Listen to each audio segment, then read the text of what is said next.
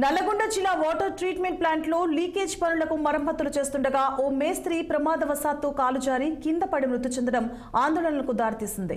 పెద్ద అడిచర్లపల్లి మండలం కోదండపురం వద్ద సాగర్ హైవేపై మృతుడి బంధువులు గ్రామస్తులు ధర్నా రాస్తారోకో నిర్వహించారు. అధికారులు కాంట్రాక్టర్ నిర్లక్ష్యంతోనే మేస్త్రి నరసింహ మృతి చెందాడని ఆరోపించారు. మృతుని కుటుంబానికి న్యాయం చేయాలని డిమాండ్ చేశారు. ఈ ఆందోళన కార్యక్రమానికి బీఆర్ఎస్ పార్టీ మద్దతు తెలిపింది. బాధిత కుటుంబానికి న్యాయం చేయాలని ఎక్స్గ్రేషియాతో పాటు కుటుంబ సభ్యుల్లో ఒక్కరికి ప్రభుత్వ ఉద్యోగం ఇవ్వాలని గులాబీ పార్టీ నేతలు డిమాండ్ చేశారు. సభ్యుడు నరసింహ ఈ కోదండపురం అనే ప్లాంట్ లోకి వచ్చిండు పనికి. తీసుకొచ్చిన కాంట్రాక్టర్ తెలియదు మాకు ఇంతవరకు.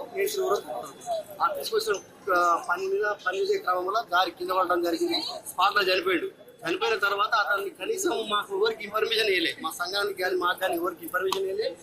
ఇన్ఫర్మేషన్ ఇవ్వకుండా కూడా వాళ్ళ కుటుంబ సభ్యులకు కూడా ఎవరికి ఇన్ఫర్మేషన్ ఇవ్వకుండా ఆటోల బస్సుల కవర్ల మూట కట్టుకుని తీసుకొచ్చి దేవరకొండ ప్రభుత్వ ఆసుపత్రిలో దాన్ని పోస్ట్ మార్టం ఆఫీస్ లో పడేసారు. మాకు తర్వాత మెల్లిగా ఇన్ఫర్మేషన్ దొరికింది. మల్లెపల్లి గ్రామానికి చెందిన నరసింహ గారు భవన కార్మికుల మేస్త్రి పనిచేస్తున్నారు.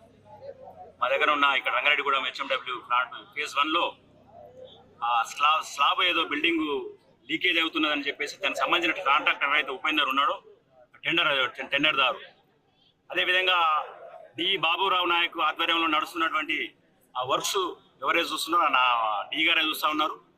దానికి సంబంధించిన టెండర్లో భాగంగా ఇతన్ని పనికి తీసుకుపోయినాడు కాంట్రాక్టర్ ఉపేందర్ అంటే. తీసుకుపోయి స్లాబ్ పనిలో భాగంగా నిర్లక్ష్యంగా పైన అసలు అంటే ఏం జరిగిందనేది ఎవరికి తెలియదు. చనిపోతే అక్కడ ఆఫీస్ HMW చాలా వెహికల్స్ ఉంటాయి. ఏమన్నా ప్రాణం ఉంటే ఎమ్మటే హాస్పిటల్కి తీసుకుపోయి స్పందించాలి. అలా కాకుండా 108 చేసిన, నేనే ఫోన్ చేసిన, 108 రాలేదు. మల్లెపల్లి ఎస్ఐ గారు వచ్చి తీసుకుపోయిండు ఆటోలో ప్యాసింజర్ ఆటో. అయితే ఎందుకు సార్ అలా చేసినంటే ఫార్మాలిటీస్గా చనిపోయినప్పటికీ అని ఆయన డిఈ ఒప్పుకున్నాడు. చనిపోయినాక ఆడ చేసేది ఉంటుంది ఆటో ఎందుకు, అలా భార్య కుటుంబానికి చెప్పి ఆడ పంచనామా చేసి తీసుకుపోవాలి. అంత అత్యవసరంగా అంత దొంగతనంగా